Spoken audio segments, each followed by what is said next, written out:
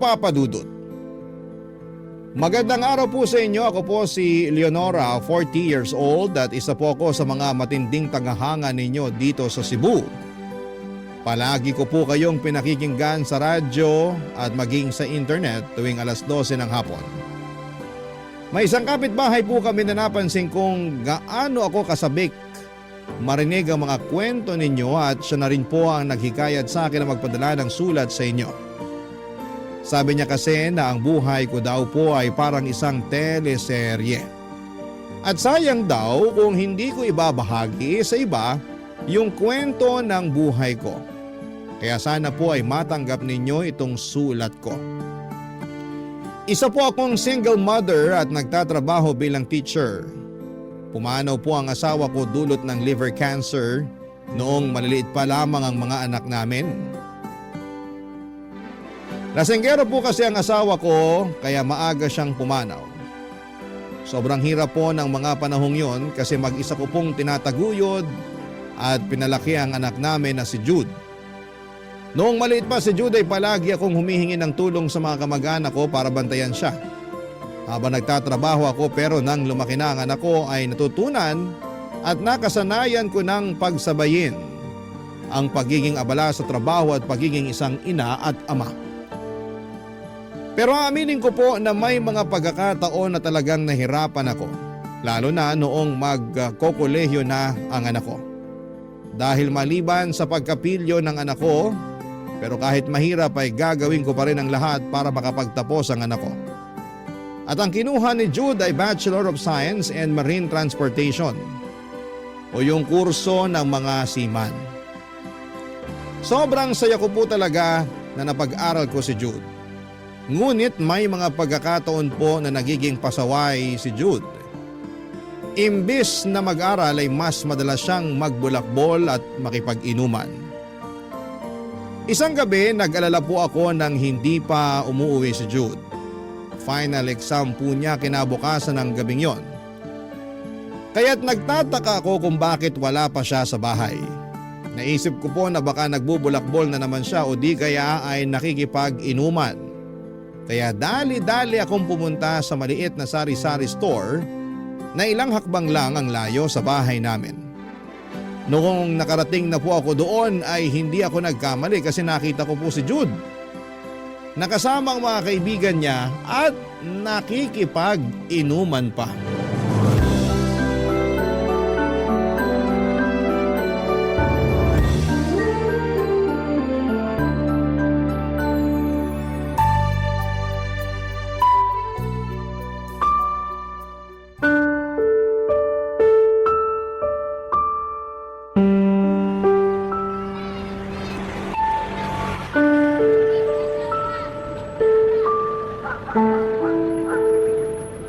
Sabi ko na nga ba't dito lang kita mahanap eh.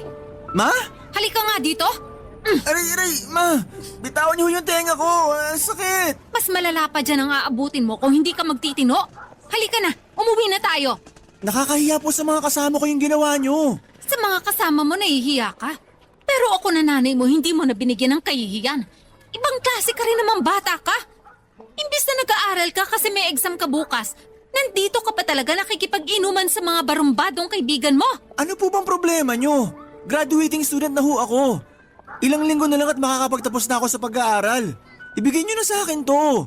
Babalik na ako dun sa mga kasama ko. Sige, subukan mong bumalik doon. At pinapangako ko sa'yo na wala ka ng bahay na uuwian. Hoy Jude, hindi ako nagpapakapagod sa pagtatrabaho bilang teacher para lang masustentohan yung bisyo mo sa pag-iinom. Wala po akong nilabas na pera sa inuman namin. Libre lahat yun ng kaibigan ko. Kaya sige na naman oh. Payagan niyo na akong bumalik doon. Nagkakasarapan na yung kwentuhan namin doon eh. Para sabihin ko lang sa'yo, hindi porket graduating student ka na, pwede ka na makipag-inuman kung kailan mo gusto. Pero deserve ko naman yun eh. Deserve ko po makipag-inuman sa mga kaibigan ko. Ang dami ko kayong pinagdaanan sa college. At deserve ko mag-celebrate kasi malapit nang magbunga ang lahat ng hirap ko sa pag-aaral. Kaya sige na naman po, ibigay niyo sa akin to. Akala mo ba talaga kapag nakapagtapos ka na ng pag-aaral, matatapos na ang pagsubok mo sa buhay? Sana nga ganun lang kadali ang lahat pero hindi! Ma, umuwi na lang ho kayo. Sige na. At isa pa, tigilan mo na yung pakikipag-inuman mo sa mga kaibigan mo. Wala magandang idudulot yan sa'yo, Jude. Sinasabi ko sa'yo, yung bisyo na yan, madadala mo yan hanggang sa pagtanda mo. Bakit niyo ho alam yan? Dati din ho ba kayong lasinggera? Aray, Aba, bastos kang bata ka ha. Wala kang galang sa sarili mong nanay. ma, masakit yun ha. At mas masasaktan ka pa sa akin kung hindi ka pa sasama sa akin pa uwi. Halika na. Ayoko nga po, pabayaan niyo na ako dito. Mauna na kayo. Manang-mana ka talaga sa tatay mo. Pareho kayo matigas ang ulo at mahilig uminom. Alam mo ba na namatay ang tatay mo sa liver cancer? Ano, gusto mo bang matulad sa kanya? Siguro, mas mabuti na yung ganun. At least makikita ko na si tatay sa langit, di ba? Hindi nakakatuwang biro yan, Jude. Relax lang ho kasi kayo. Hindi pa ho ako mamamatay. Kasi kapag nakapagtapos na ako, magiging seaman po ako. At pinapangako ko sa inyo na buwan-buwan ako magpapadala ng pera. Alam ko na yung style mo eh. Idadaan mo na naman sa pambobola ang lahat para lang makuha ang gusto mo. Hindi! Uuwi na tayo, halika na! Ma, nakapag-review na po ako kaninang umaga. Kung yung exam lang inaalala nyo, wag po kayong mag-alala. Kasi sigurado po ako na makakapasa ako. Kaya sige na naman oh. Ibigay nyo na sa akin to. Payagan nyo na ako makipag-inuman sa mga kaibigan ko doon. Sigurado ka ba talaga na nakapag-review ka na? Opo, promise. Tapos na po talaga. Ready na ako para bukas. Pambihira ka talagang bata ka. Hoy, napapansin ko na napapadalas na yung pakikipag-inuman mo sa mga kaibigan mo, ha? Promise, last na po talaga to. Pagkatapos po nito, hindi na po ako iinom. Sigurado na ba yan? Opo, mamatay man, pex man. O siya, sige na. Pero 1 oras lang, ha? 1 oras? Man naman.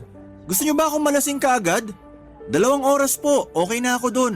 1.5. Yun lang ang ibibigay ko sa'yo. Thank you po ma, I love you po. Mahal na mahal ko po kayo. Payakap nga. Huwag mo kong yayakapin, amoy alak ka pa naman. Sige na, uuwi na ako. Okay ma, ingat po kayo. Balik agad sa bahay, ha? Kung hindi, ilalak ko talaga yung pintuan para mapilitan ka matulog sa labas kasama mga lamok at gamo-gamo. Kahit na may mga pagkakataon na siya pa mismo ang nagiging sanhi ng pagtaas ng alta presyon ko ay hindi ko pa rin matitinag ang pagmamahal ko sa anak ko na si Jude. Naiisip ko na siguro ang mga pagbubulakbol at pakikipag-inuman niya ay bahagi lamang ng pagiging binata niya.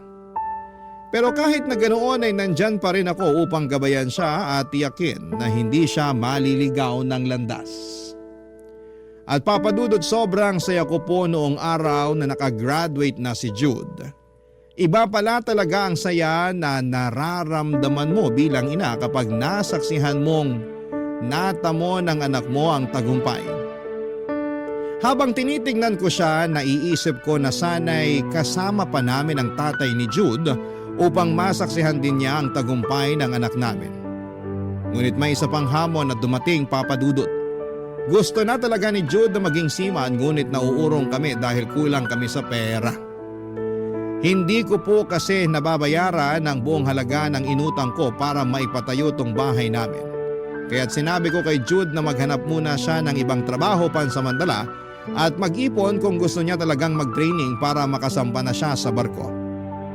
Nakita ko po sa mata ng anak ko ang pagkadismaya, pero sa kabila noon ay naintindihan naman niya ang aming kalagayan at ang hirap na pinagdadaanan ko para lamang mabayaran yung inutang kong pera para sa bahay namin.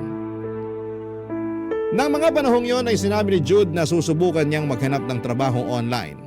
Pero habang lumilipas sa mga araw ay napapansin ko na nalulong na siya sa paglalaro sa online games. At kung hindi naman ito naglalaro ay palagi kong napapansin na may kausap itong babae sa cellphone, papadudot. Nang mga panahong yun ay minabuti ko nang kausapin si Jude dahil may nararamdaman akong kakaiba. Nagsimula akong magduda na yung babaeng palagi niyang kinakausap sa cellphone ay girlfriend na niya siguro. Madalas ko kasing marinig na nag-uusap, naghaharutan at naglalambingan sila noong babaeng palagi niyang kinakausap. Wala naman akong problema sa pagkakaroon niya ng girlfriend kasi alam kong normal lamang yon sa edad niya. At bilang isang binata ay may karapatan siyang magkaroon ng karelasyon. Pero ang problema kasi noong panahon na yon ay wala na siyang ibang inintindi kung hindi ang girlfriend niya. Parang nakakalimutan na ng anak ko na may iba pa siyang mga responsibilidad at pangarap na kailangan din niyang pagtuunan ng pansin, Papa Dudut.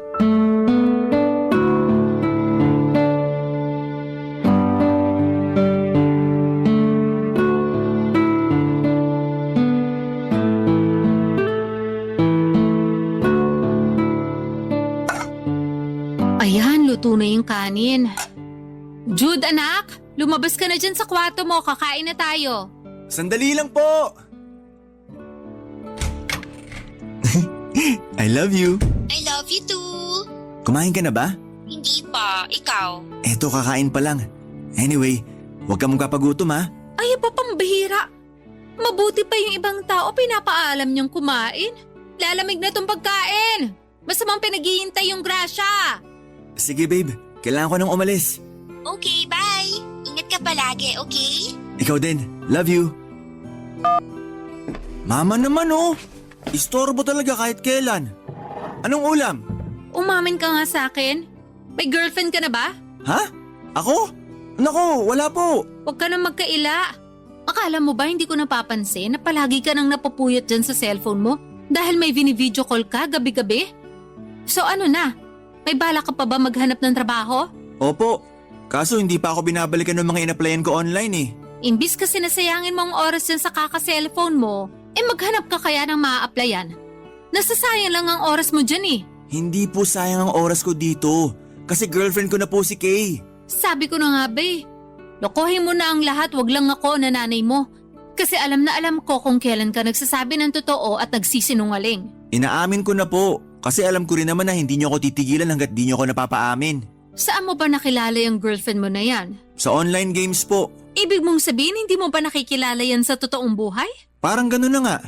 Pero pinangako ko naman sa kanya na magkikita rin kami. Taga saan ba yung... Ano nga ulit ang pangalan nun? Kay po. Oo, yung Kay na yan. Taga saan ba yan? Taga Manila ho. Manila? Ang layo naman nun, nak. Oo nga po eh. Pero kapag may pera na ako, pupuntahan ko siya doon. Seryoso ka? Luluwas ka dito sa Cebu papuntang Manila para lang makipagkita sa girlfriend mo na yan? Hindi ka pa nga nakakapag-ipon ng pera para sa training mo eh.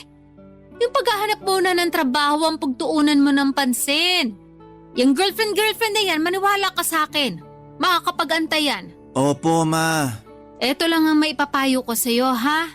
Makinig ka na mabuti sa akin. Wala naman akong problema kung magkakaroon ka ng girlfriend eh. Ang akin lang naman, sana wag mong pabayaan ang sarili mo. Kakagraduate mo lang at bata ka pa. Ipagpaliban mo na muna yung pagkakaroon ng girlfriend. Mama talaga. Bakit pakiramdam ko parang hinuhusgahan niyo si Kay? Hindi sa ganun yun. Ang sinasabi ko lang, magtrabaho ka at i-enjoy mo muna yung buhay mo bago mo atupagin yung pagkakaroon ng girlfriend. Walang duda, manang-mana ka nga talaga sa tatay mo. Oh, paano naman nasali si tatay sa usapan? Ay nako, alam mo ba yung tatay mo nung araw? Hindi nakapagtapos ng pag-aaral kasi inuna yung pagkakaroon ng girlfriend. Manang-mana ka sa kanya para kayong mauubusan ng babae. Hulaan ko. Kayo yung naging girlfriend niya, no? Ganun na nga. Kung ganun naman ho pala, wala kayong dapat ikalungkot. Kasi kung hindi kayo niligawan ni tatay nung araw, malamang hindi kayo magkakaroon ng anak na kasing macho at gwapo ko. Puro ka talaga kalokohan. Basta yung mga sinabi ko sa'yo, wag na wag mong kalilimutan ha? Opo, ma. Makakaasa po kayo na palagi kong tatandaan lahat ng sinabi niyo sa akin. Mabuti naman kung ganun. Halika na, kumain na tayo. Ma, sagutin ko lang to ah. Si Kay kasi tumatawag. Jude, mamaya na yan. Sige na po, saglit lang to. Hello, babe? Hi, babe. Namiss kita.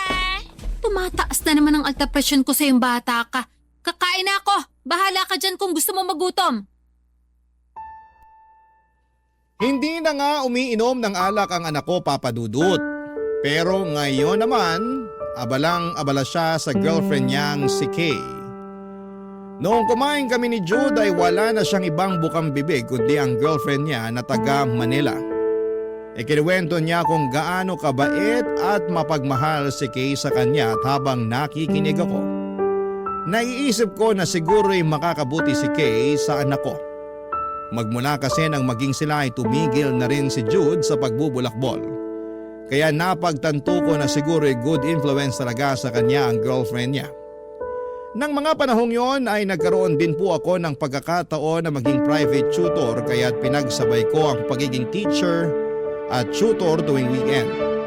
Ang layunin ko po noon ay makapag-ipon para sa training ni Jude para makasampa na siya sa barko sa lalong madaling panahon. Sa totoo lang po ay hindi pa sapat ang perang nalilikom ko noong mga panahong yon pero alam ko na kung magsusumikap ako. Darating din ang panahon na makakaya ko ring makumpleto ang halaga na kailangan para makapag-training si Jude. At habang nagsusumikap akong mag-ipon ay hinikayat ko naman si Jude na sana'y maghanap na siya ng trabaho. Alam ko po na mas mapapabilis ang pangarap niyang maging isang seaman kung siya mismo ay makakahanap ng pagkakakitaan. Naintindihan ko naman kahit papaano kung bakit hindi pa nakakahanap ng trabaho si Jude. Sa panahon ngayon ay sobrang hirap talagang makahanap ng trabaho. Kahit na college graduate ka pa pero sa mga oras na yon pakiramdam ko na isa sa mga dahilan kung bakit hindi pa siya nakakahanap ng trabaho ay dahil masyado siyang abala sa pakikipag-usap sa girlfriend niya sa cellphone. Parati ko siyang pinapaalalahanan na walang mangyayari sa buhay niya kung puro girlfriend na lamang ang aatupagin niya. At kung tutuusin, unti-unti na ring nagiging sanhi ng pag-aaway namin ng girlfriend niya na si Kay. At ang mas nakakainis pa, mabuti pa yung girlfriend niya. Natatanong niya pa kung kumain na ba ito, samantalang yung anak ko ay nagpapalipas ng gutom. Talaga namang ibang epekto ng pag-ibig. Unti-unti kang nagiging bulag at tanga nang hindi mo namamalayan.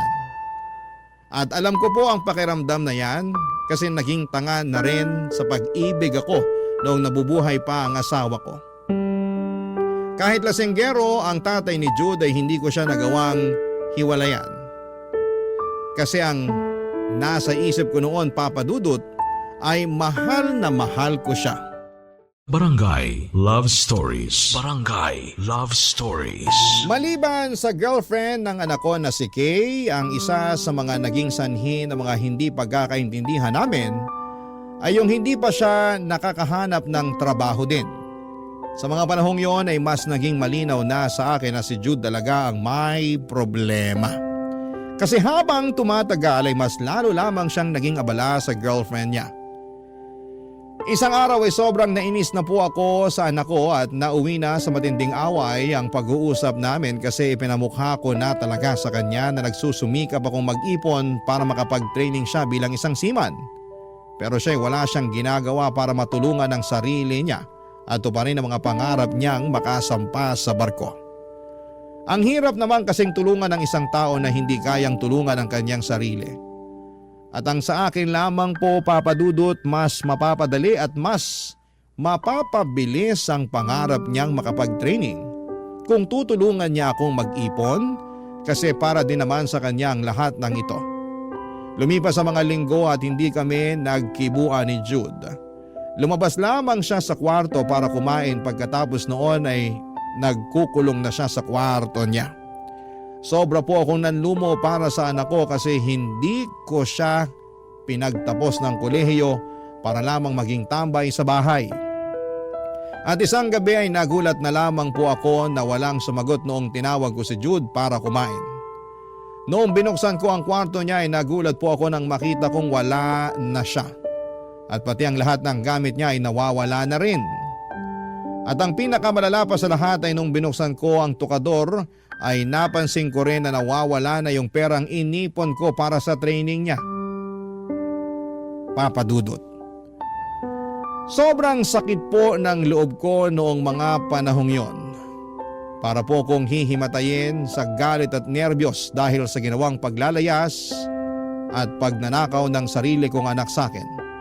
Kaya't noong araw na yon ay minabuti ko pong tawagan si Jude upang marinig ko mula sa kanya mismo ang buong katotohanan.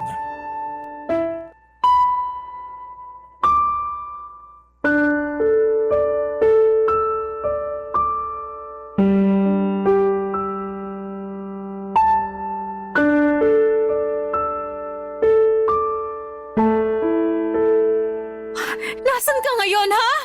Ba't wala na yung mga gamit mo sa kwarto? Ma, I'm sorry. Ilang linggo na rin po kasi tayo di nag-uusap. Kaya hindi na ako nagkaroon ng chance para sabihin to sa'yo. Pero luluwas na po ako papuntang Maynila. Ngayon na po yung flight ko. At anong ginamit mong pambayad sa ticket mo? Yung pera sa tokador? Diyos ko naman, Jude! Pinaghirapan ko yung perang yun para makapag-training ka. Nang sa ganon, makasampa ka na sa barko sa lalong madaling panahon. Pero kulang na kulang ho yung perang naipon nyo para sa training ko. At isa pa, wag po kayong mag-alala. Kasi nangako na sa akin si Kay na tutulungan niya ako makapag-training. Doon na rin ako sa Maynila mag-training. Pambihira ka naman eh. Ang bilis mo naman magtiwala sa pangako ng isang tao na hindi mo pa nakikita. Mahal ko po si Kay. At sapat na dahilan na po yun para pagkatiwalaan ko siya. Anak, hindi ka pa nakakapunta ng Manila.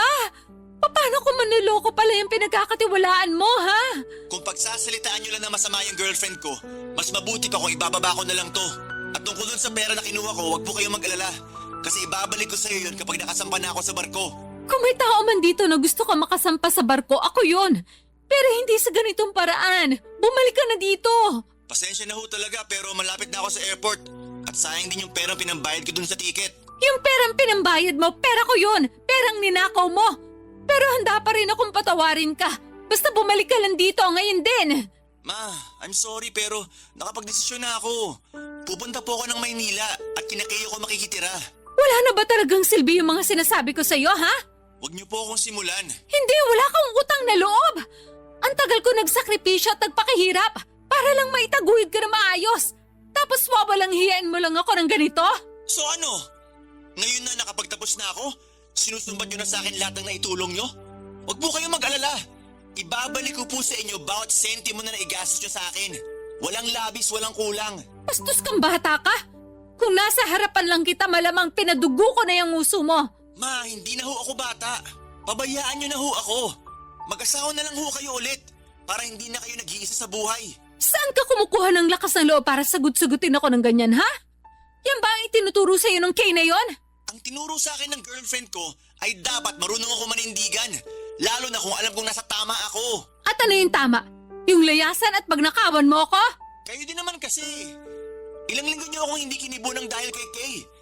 Para lang po sabihin ko sa inyo, sariling kagustuhan ko po na kausapin si Kay araw-araw. Wala pong pumipilit sa akin. Hoy, wag mo akong babalik ta rin.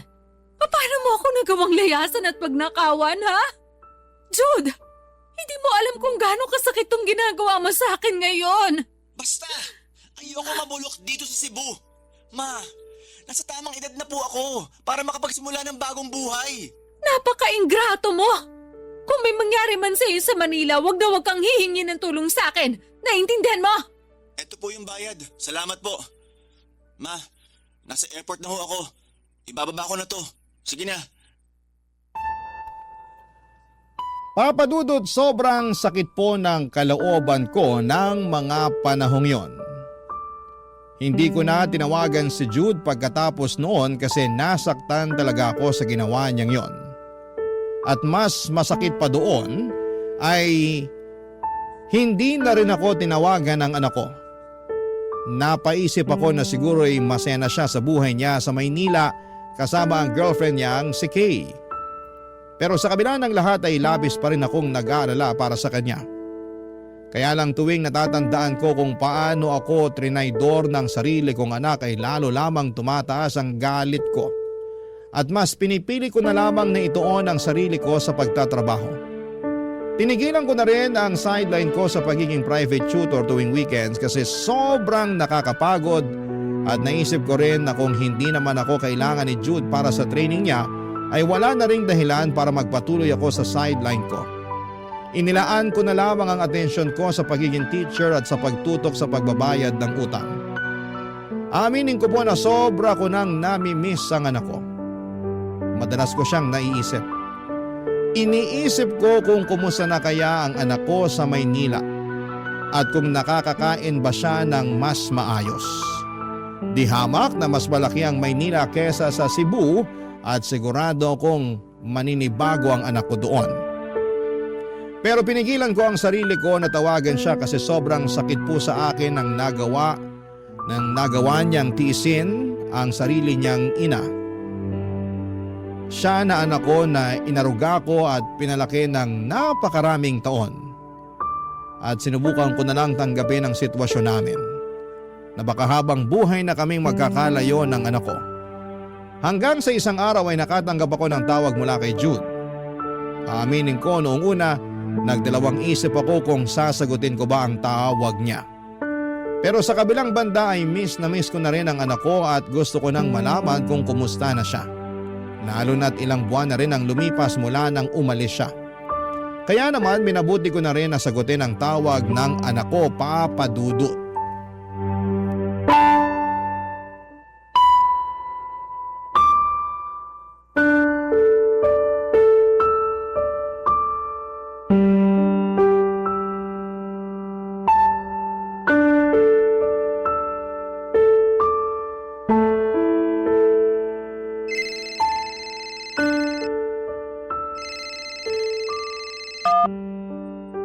Hello?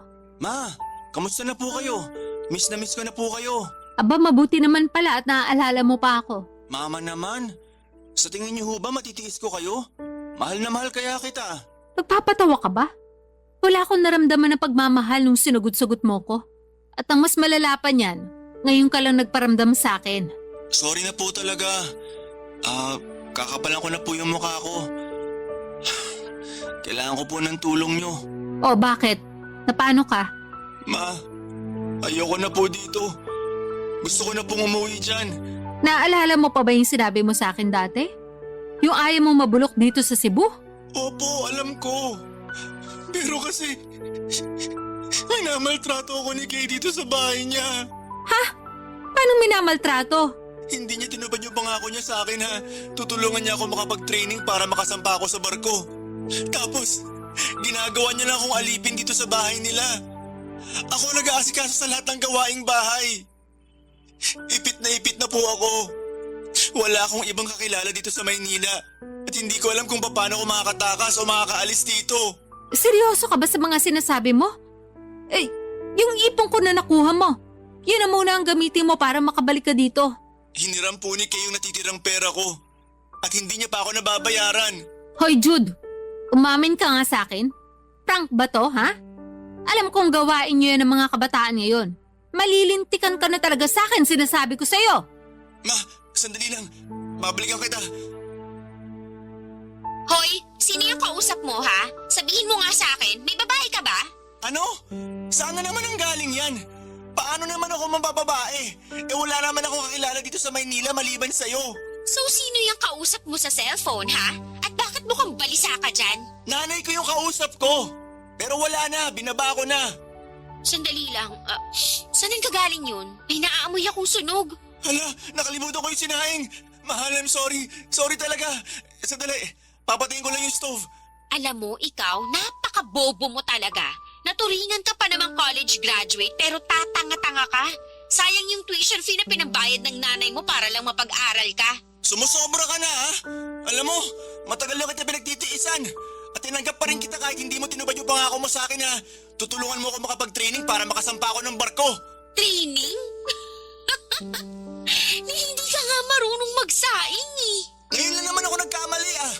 Kung tutuusin, araw-araw ko nililinis tong bahay mo. At ako rin gumagawa sa lahat ng gawaing bahay dito. So ano, nagre-reklamo ka? Eh di lumayas ka, walang pumipigil sa'yo. Paano ko lalayas? Ni hindi mo pa nga ako binabayaran sa perang hiniram mo sa akin. At isa pa, wala na akong matatakbuhan. Kasi wala akong ibang kakilala dito sa Maynila. Hoy, bakit naman kita babayaran? Ako ang bumibili ng groceries at nagbabayad sa lahat ng gastusin dito.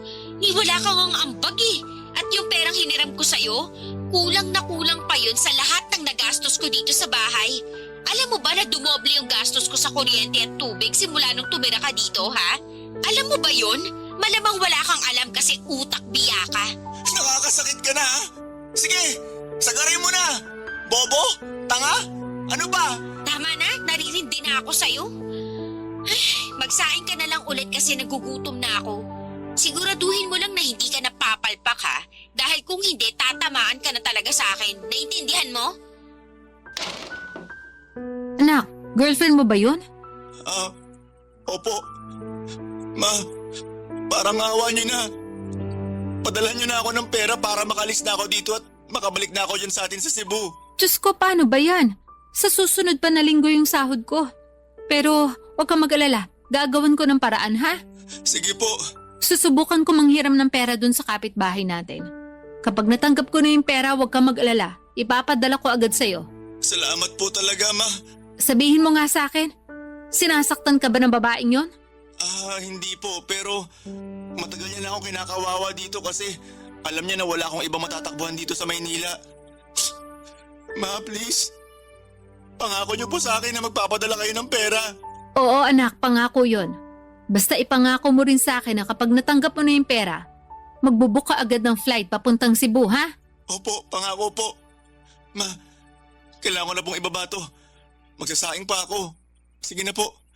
Mahal na mahal ko po kayo. Anak, mag-iingat ka dyan. Ang akala ko po ay wala nang masasakit pa kesa sa ginawang pagsagot-sagot sa akin ni Jude noong nilayasan niya ako. Pero hindi po pala. Mas masakit yung marinig mong minamaltrato at kinakawawa ang anak mo at wala kang magawa para protektahan siya. Bilang isang nanay ay ramdam ko ang takot at kaba ng anak ko. Lalo na't nasa isang syudad siya kung saan ay wala siyang kakilala at naninibago siya sa kanyang paligid at ang tanging tao na pinagkakatiwalaan niya ay nagawa pa siyang insultuhin at abusuhin. Kaya't hindi ko na po pinatagal ang sitwasyon. Agad akong lumapit sa kapitbahay namin para makahiram ng pera at sa awa ng Diyos, pinahiram ako ng pera ng kapitbahay namin. Ang totoo po niyan, Papa Dudut, ay medyo mahal ang tiket noong panahong yon kasi biglaan.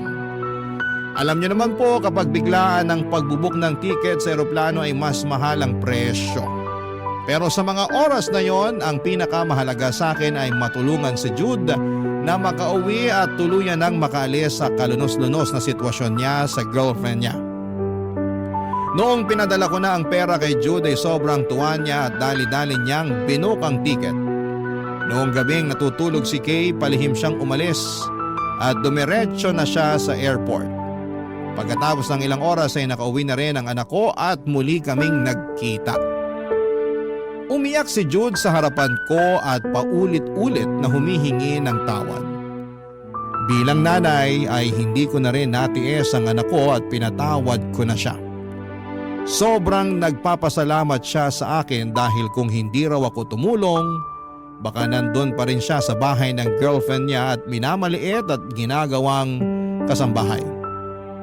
Sobra akong natuwa noong mga panahong yon. Kasi hindi ko inisip na darating ang pagkakataon na ang anak ko mismo ang hihingi ng tawad pagkatapos niya akong layasan.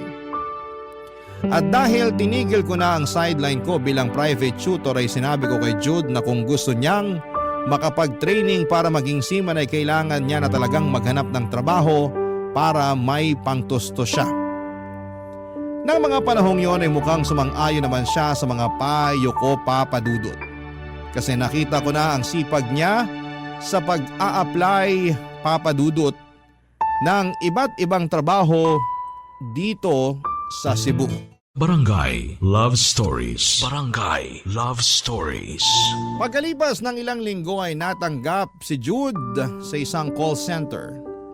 Ang totoo niyan ay sobrang nagulat ako kasi aaminin ko na hindi siya ganon kagaling mag-Ingles.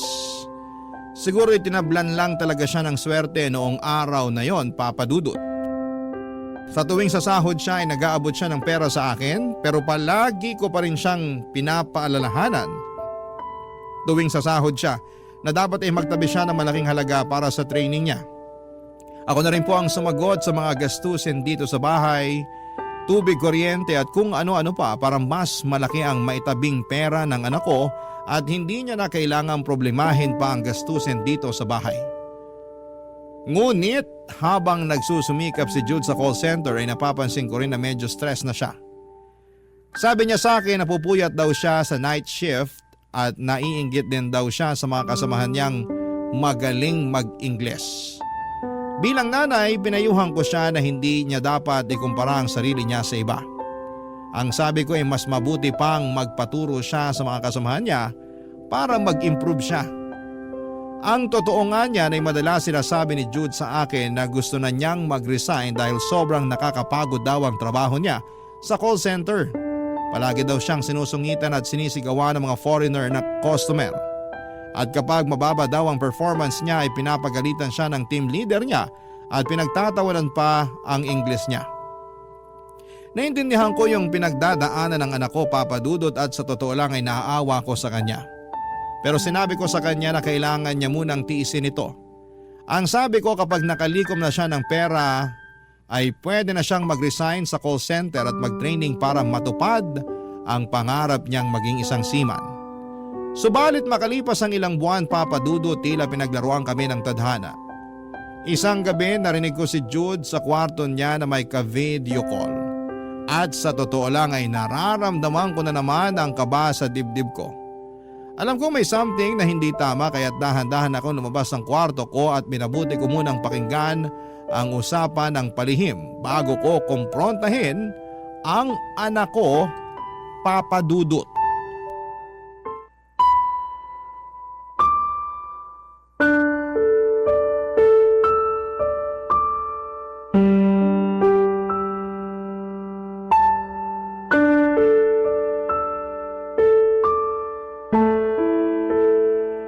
Miss na kita, babe.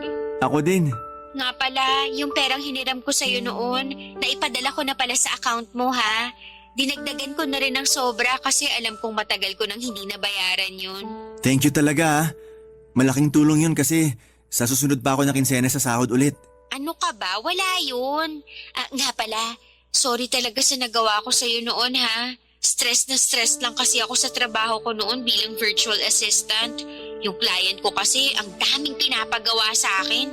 Kaya ikaw tuloy yung napagbuntungan ko. Sorry. Okay na yun. Ang totoo nga niya, naiintindihan kita. Kasi stress na din ako sa trabaho ko ngayon. Yung mga customer ko sa call center palagi nagmumura tapos karamihan sa kanila ang susungit. Mismo. Naiintindihan kita sobra. Ganyan na ganyan yung nararamdaman ko sa kliyente ko. Nga pala, nasabi mo na ba sa mama mo yung tungkol dun sa napagkasunduan natin? Hindi pa nga eh.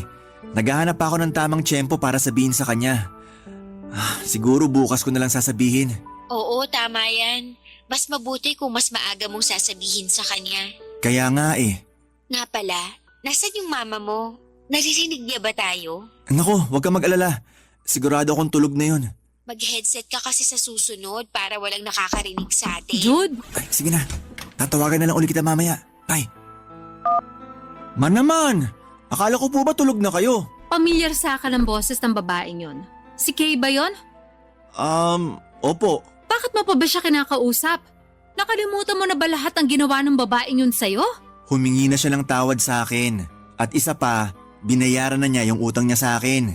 Kakarating lang nung pinadala niyang pera. Eto po, tingnan niyo. Dinagdagan niya pa ng additional na 4,000. Wala akong pakialam. Huwag mong sabihin sa akin na pinapatawad mo na yung babaeng yun. Jude, sinasabi ko sa'yo. Putulin mo na yung ugnayan mo sa kanya. Ma, ang totoo niyan, nagkabalikan na ho kami. Ano?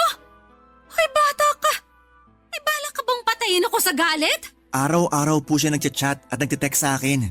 Ramdam na ramdam ko po yung sensibilidad niya sa paghingi ng tawad sa akin. Nasisiraan ka na ba talaga ng bait? Nakalimutan mo na ba kung paano kanya insultuhin at maliitin nung nakatira ka pa sa kanya sa Manila? Tapos na po yun. At lahat ng tao may chance namang magbago, di ho ba? Diretsuhin mo na nga ako. Mukhang may gusto kang tumbukin eh. Sapat na po yung perang nalikom ko galing sa call center. Nag-submit na rin ako ng immediate resignation sa team leader ko. Babalik na po ako ng Maynila para makapag-training na ako para makasampa na ako sa barko sa lalong madaling panahon. Hoy Jude, wag mo akong pinaglololoko. Alam kong babalikan mo lang yung Kay na yon. Kailan ka pa talaga matatauhan, ha?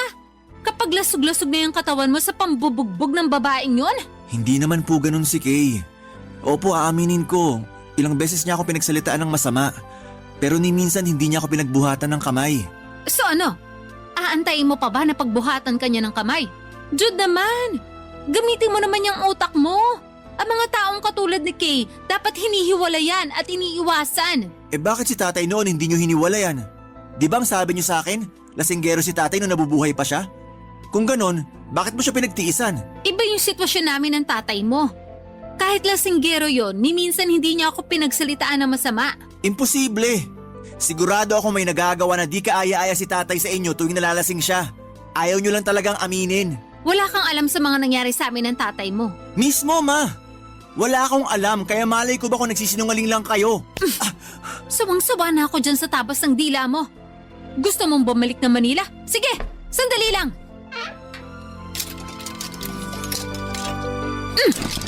Eto, yan pa.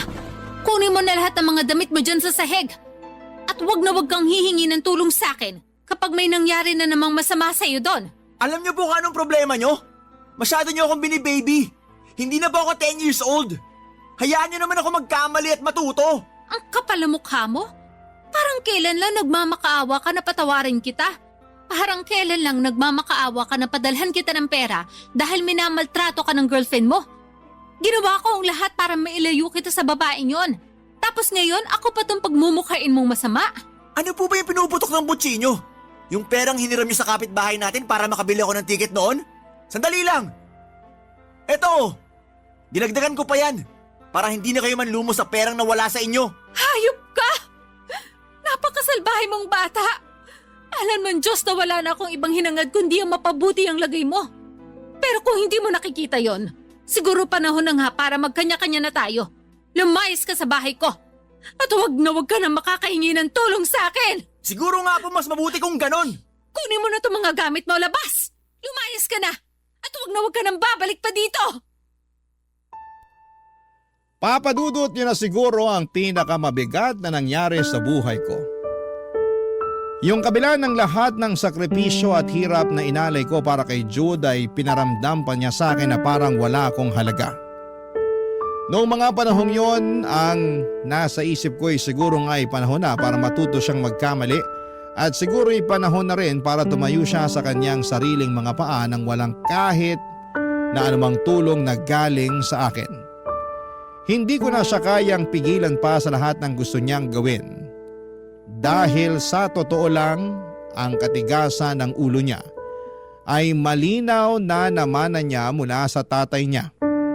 Kaya naisip ko na mas mabuti na sigurong hayaan ko siya na magkamali. Pero hindi ibig sabihin na wala na akong pagmamahal sa kanya. Mahal ko pa rin naman si Jude pero pakiramdam ko na habang tumatagal ay inaabuso na ako ng sarili kong anak. Kaya naman mas mabuti na siguro kung palayasin ko na siya sa bahay. Simula noong pinalayas ko si Jude, ako na lang ulit ang natira na mag-isa dito sa bahay, Papa Dudut.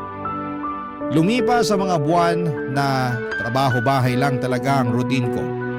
At nakikipagtsikahan na lamang ako sa kapitbahay para kahit papaan ay mawala ang lungkot ko. Isang araw habang nag-i-scroll ako sa Facebook ay nakita ko at napag-alaman ko na nakapag-training na pala si Jude para maging seaman at ilang linggo na lang ay sasampa na siya sa barko. Sobra akong natuwa, Papa Dudut, dahil matutupad na rin niya ang pangarap niya at pangarap ko para sa kanya. Pero ang problema nga lang, ni minsan ay hindi man lang ako kinausap ni Jude. Kaya makalipas ang ilang buwan ay minabuti ko makipag-ugnayan sa isa sa mga kaibigan niya sa Facebook. Doon ko nalaman ang isang bagay na sobrang kumirot sa puso ko. Ang allotment na kinikita ni Jude bilang seaman ay napupunta lahat sa girlfriend niyang si Kay. At ang sinabi sa akin ng kaibigan ni Jude na yung anak ko daw mismo ang nagbigay ng written authorization para gawing alati yung jowa niya. Ang totoo niyan ay wala akong pakialam sa pera. Pero ang masakit sa akin ay yung ipinamumukha ni Jude na mas mahalaga pa sa kanya ang girlfriend niya kesa sa akin na nanay niya. Para po akong sinuntok sa dibdib ng mga panahong yon. Nang paulit-ulit pero tinanggap ko na lamang ang katotohanan at nagpatuloy sa buhay ko. Nang mga panahong yun ay nalungkot ako sa natuklasan ko tungkol sa allotment at doon na rin ako nagsimulang tumutok sa Barangay LS. Naging bahagi na ng buhay ko ang pakikinig sa Barangay LS sa inyo, Papa Dudut. At kahit papaano ay nakakatulong po talaga ang mga kwento ng sender ninyo na pagaanin ang bigat na nararamdaman ko. Lumipas ang mga buwan at wala pa rin namang nagbago sa routine ko. Pero isang araw habang nakikinig ako ng radyo ay nagulat ako Nang may kumatok sa pinto ko kahit wala akong inaasahang bisita o dadalaw sa akin ng mga araw na yon, Papa Dudut.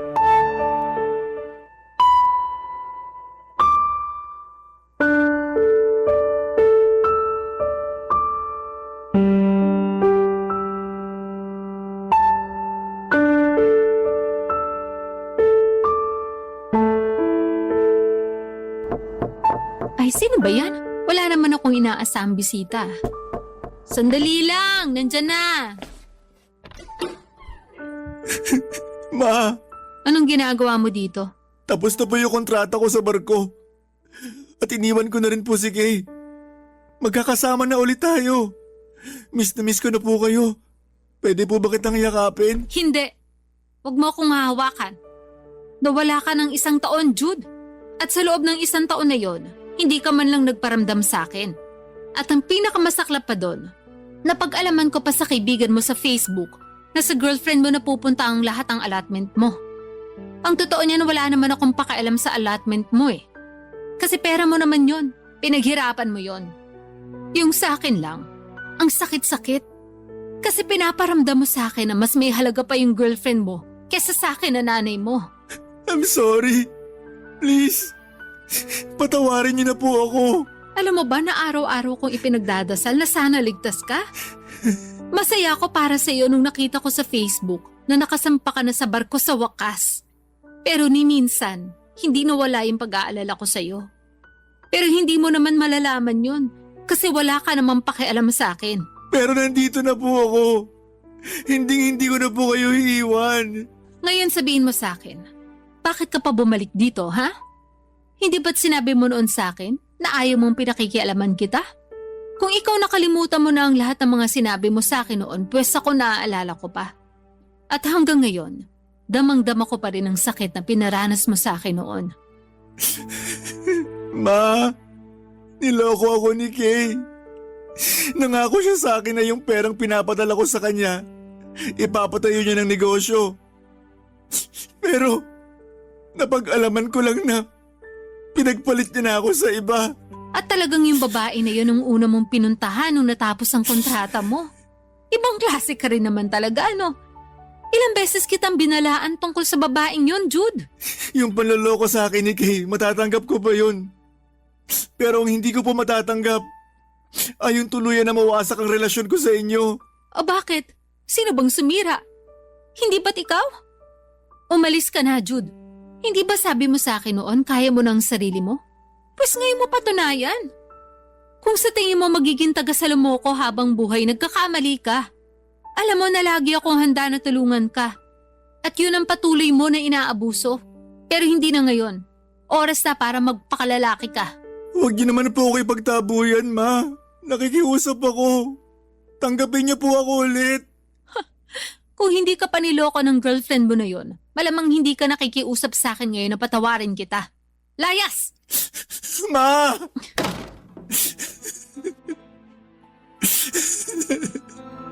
Hindi po ako aalis dito hanggang hindi niyo po ako pinapatawad.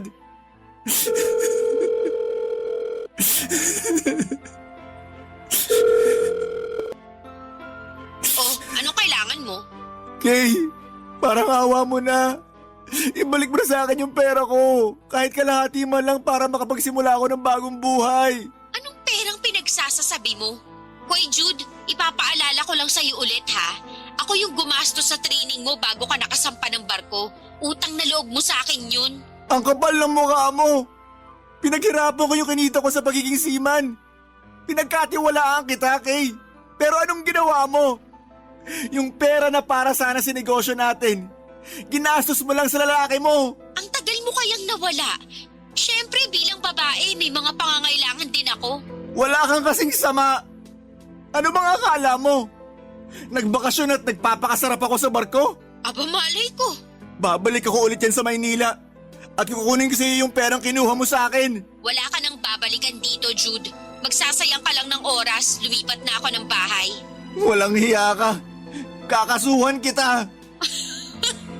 At anong ikakaso mo sa akin? Hoy, ipapaalala ko lang sa'yo ulit ha. Yung pagpapadala mo ng pera sa akin, may written authorization mo yun. Wala akong nilalabag at legal ang lahat ng yun. Sige na, ibababa ko na to at ibablock na rin kita. Goodbye. Hello, Kay? Kay! Ah! Ma! Buksan niyo to! Kausapin niyo naman po ako, parang awa niyo na. Patawarin niyo na po ako. Kailangan ko po ng gabay niyo. Kailangan ko ng pagmamahal niyo. Mahal na mahal ko po kayo.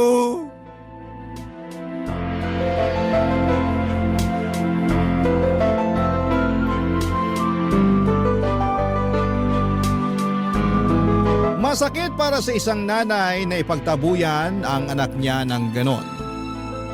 Pero wala akong magagawa kasi nanunuot pa rin yung sakit na dulot ng anak ko. Tanging Diyos na lamang po ang makapagsasabi kung kailan ko siya matutulungan at mapapatawad. Pero sa ngayon ay pinoproseso ko pa rin ang lahat ng mga nangyari. Lumipas sa mga buwan at nakikita ko pa rin ang mga post ni Jude sa Facebook at napag-alaman ko na nagtatrabaho siya ulit ngayon sa call center at nangungupahan sa isang boarding house dito sa Cebu. At kahit papaano'y masaya ako para sa anak ko dahil nakabango na siya. Kahit na nasaktan siya at niloko ng girlfriend niya. Kung sakali man na dumating ang panahon na magkaayos kami ng anak ko na si Jude ay magpapadala po ako ng sulat sa inyo, Papa Dudut, pero sa ngayon, kung ihahalin tulad ko sa sugat ang mga naging karanasan ko kay Jude ay hindi pa po ito naghihilom. At may mga pagkakataon pa rin nagdurugo pa rin ang sugat na iniwan sa akin ng sarili kong anak. Sa karanasan kong ito, natutunan ko na hindi maganda ang ibigay ang lahat sa isang tao. Dapat ay may itinitira ka para sa sarili mo. Kapag minahal mo ang isang tao ng sobra at binigyan mo siya ng halaga, nang higit pa sa sarili mo ay hindi mo namamalayan na unti-unti ka na palang nauubos. Kaya naman sa mga kabarangay ninyo na nakikinig ngayon, ang pinakamahalagang paalala ko sa inyo ay huwag kayong magmadali sa pagpili ng magiging katuwang sa buhay. Piliin ninyo ang partner na may matibay na pundasyon ng tiwala, paggalang at pagmamahal. Hindi lahat ng maganda sa paningin ninyo ay tama para sa inyo ha, kaya't mahalaga na piliin ang tamang tao na magsusustento sa inyong kaligayahan at magpapalakas sa inyong buhay. Maraming salamat at binigyan niyo po ako ng pagkakataon na maibahagi sa inyo ang kwento ng buhay ko. Ang inyong forever kapuso at kabarangay, Leonora. Dear Papa Dudut, lahat ng bagay sa mundong ibabaw ay misteryoso. Minsan ay mapapatanong tayo kung bakit kailangang mangyari ang isang trahedya sa buhay ng tao. Hindi natin mahanapan ang dahilan o kasagutan hanggang sa tanggapin na lang natin na may mga bagay na dapat na lang hayaan. Alin sabay nito? Merong mga pusong lumalaya sa trahedyang kinasadlakan nila ng matagal na panahon upang bigyan ng pabor na sarili naman ang unahin nila. Yan ang eksaktong mga karanasan na gusto kong ikwento kaya ako napasulat sa programa ninyong Barangay Love Stories. Pero bago ako magpatuloy ay magpapakilala muna ako sa mga kabarangay natin. Ako si Vern, 32 years old at isang small business owner dito sa Pampanga. Bali meron akong coffee shop na itinayo noong 2023 at binuksan taong 2024. Pero matagal ko na talagang pangarap na makapagnegosyo dahil bata pa lamang ako ay business-minded na ako. Kaya lang ay hindi naging madali ang lahat dahil ilang taon din akong namasukan sa corporate world bago ako naglakas loob na simulan ang pangarap kong coffee shop. Mas lalo pang naging mahirap ang aking pagsisimula dahil hindi ako suportado ng mga mahal ko sa buhay, Papa Dudut.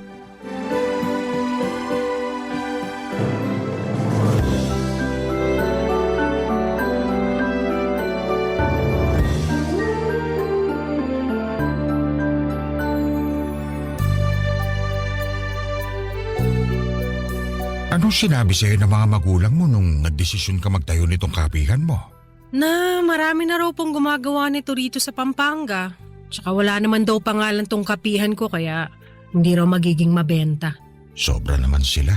Sinabi niyo pa. Pero buti, tinuloy mo pa rin. Ay opo. Matagal ko na rin kasing pangarap magtayo ng negosyo eh.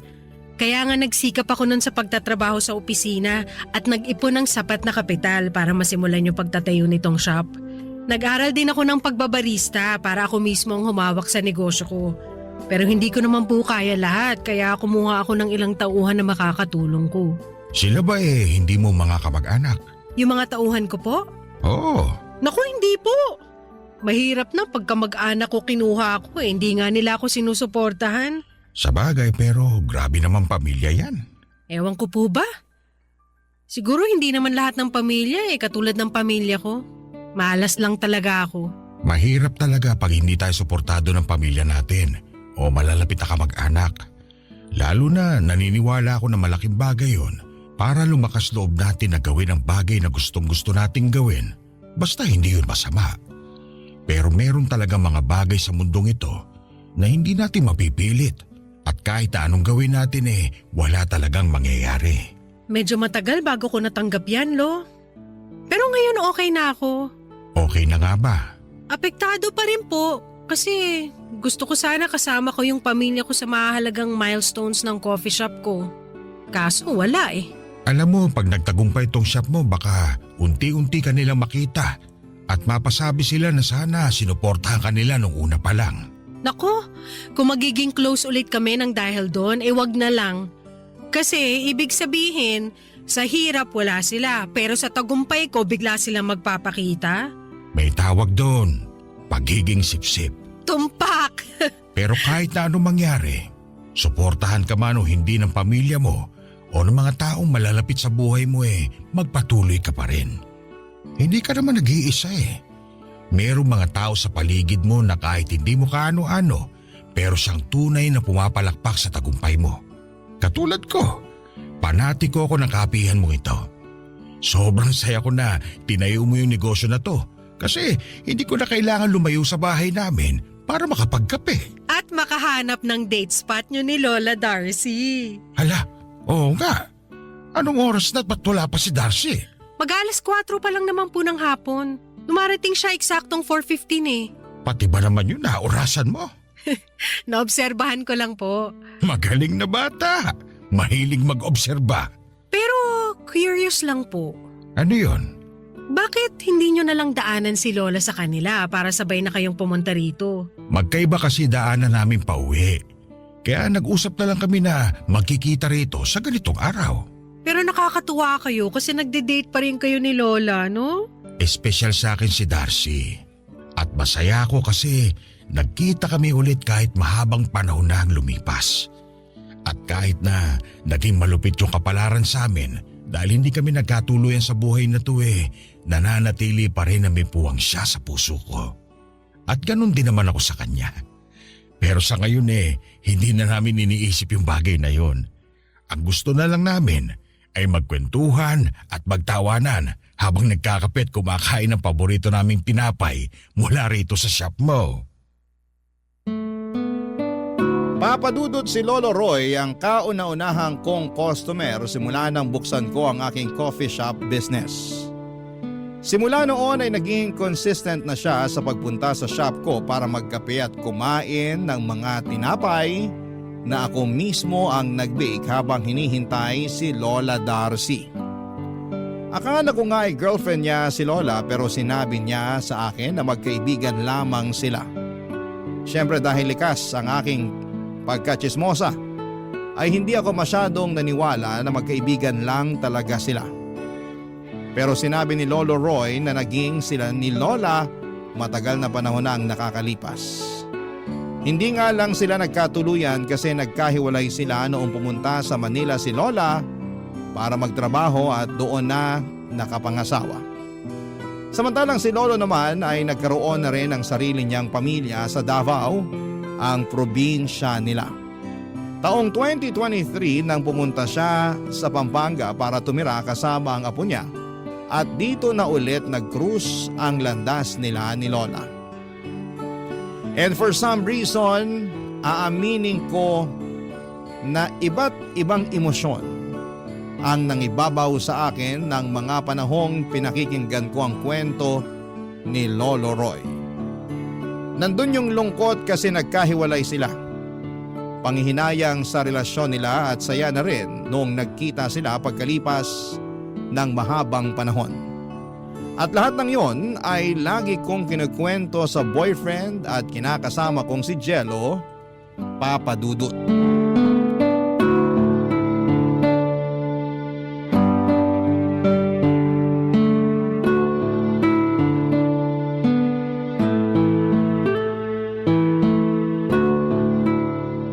Tapos ayun nga, malungkot na masaya yung reunion nila Lolo at Lola, di ba? Ayos lang. Anong ayos lang? Ayos lang, as in, okay lang. Dapat ba ulit-ulitin ko pa? Hindi ko naman pinaulit-ulit ah. Nagtanong lang ako kung bakit yan lang masasabi mo sa haba ng kwento ko. Anong magagawa ko kung yun lang talaga yung masasabi ko? Ano ba gusto mo? Humagulgol ako dito kasi natouch ako dun sa kwento ng dalawang matandang yon. Huwag mo naman silang pagsalitaan ng ganyan. Hindi lang sila basta matatanda. Customer ko rin sila.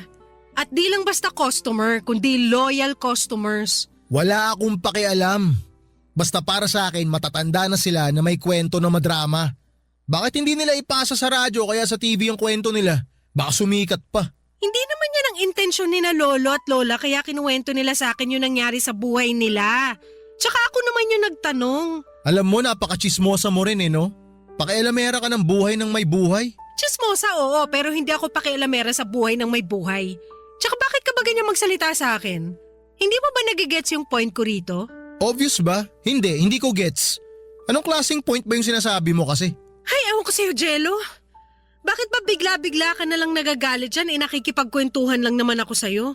Sinasabi ko lang yung nangyari sa araw ko kasi hindi mo man lang makuhang tanungin. Sa hindi ako interesado eh. Anong sabi mo? Ang sabi ko, hindi ako interesado. Tsaka istorbo ka sa pagpapahinga ko.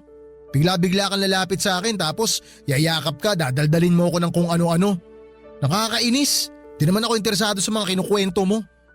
Ay, alam mo mabuti pa magluto ka na lang ng makakain natin. Ha? Ano, bingi na? Paulit-ulit ka talaga. Hindi, pero seryoso ka? Kararating ko lang dito sa apartment natin galing sa shop tapos paglulutuin mo ko? Oo, nagugutom ako eh. Hindi ka ba kumain kaninang hapunan? Kumain ako pero konti lang. Tsaka wala akong makain masarap eh. Alam mo naman di ako marunong magluto.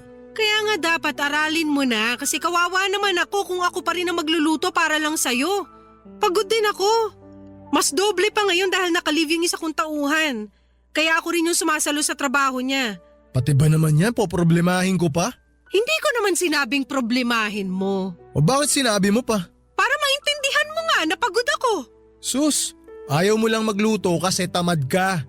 Dinadahilan mo pa na pagod ka. Di ba trabaho ng mga babae na magluto para sa mga lalaki? Bakit nagre-reklamo ka dyan? Alam mo, hindi ko na rin problema na nagugutom ka.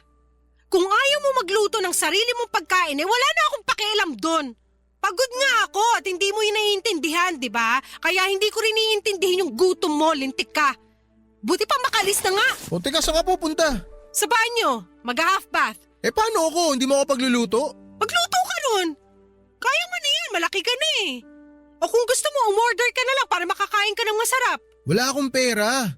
Alam mo namang wala akong trabaho eh. Bigyan mo na lang ako ng pera, ako nabibili ng pagkain ko. Ewan ko sa'yo. Sige na, wag ka na puro reklamo dyan. Fine, basta manahimik ka na lang dyan. Yan ang gusto ko sa'yo eh, madali kang kausap. Makahanap na nga ng mga order online. Ano kayang masarap?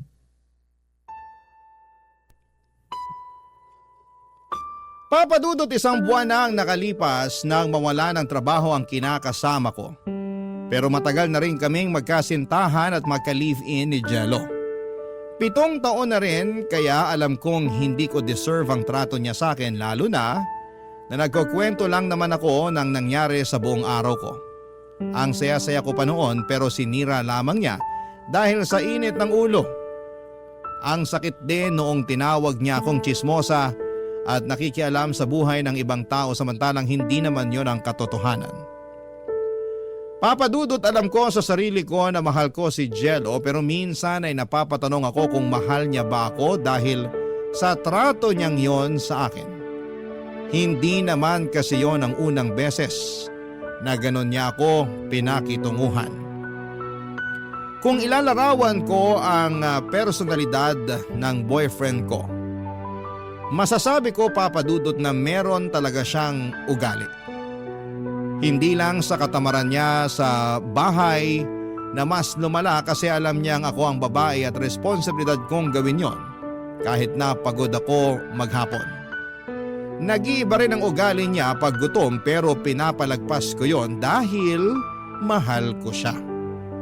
Kaso, Papa Dudut, imbes mawala o mabawasan ang pagod na nararamdaman ko noon, ay mas lalong bumigat ang aking pakiramdam sa tuwing kasama ko siya, Papa Dudut. Barangay Love Stories. Barangay Love Stories. Papa Dudut, alam ko na iba-iba ang tao. Lahat tayo ay may kanya-kanyang kagalingan sa mga bagay na ginagawa natin at para sa akin, pagnenegosyo talaga ang gustong-gusto kong gawin. Pero katulad nga ng kinuwento ko kay Lolo Roy noon ay hindi lahat sa pamilya ko ay sinuportahan ang plano kong pagtatayo ng coffee shop. Nakakalungkot kasi sila pa naman ang inspirasyon ko kaya nagsisikap ako sa buhay pero noong nagsikap na ako para sa aking sarili ay bigla na lamang silang nawala. Dismayado rin ako dahil hindi rin ako suportado ng boyfriend ko. Prinangka naman niya ako na hindi raw talaga magandang ideya ang pagtatayo ng negosyong coffee shop, lalo at marami ang kakompetensya. Saka kakampi rin siya ng pamilya ko sa pangongonsensya sa akin dahil sinayang ko raw ang pinaghirapan kong magandang posisyon sa dati kong pinapasukang kumpanya kapalit ng negosyong walang kasiguraduhan. Kaya simula noon ni hindi pa umapak sa shop ko ang kinakasama ko. Personal choice naman niya yon at hindi ko naman siya pinagbabawalan, Papa Dudut.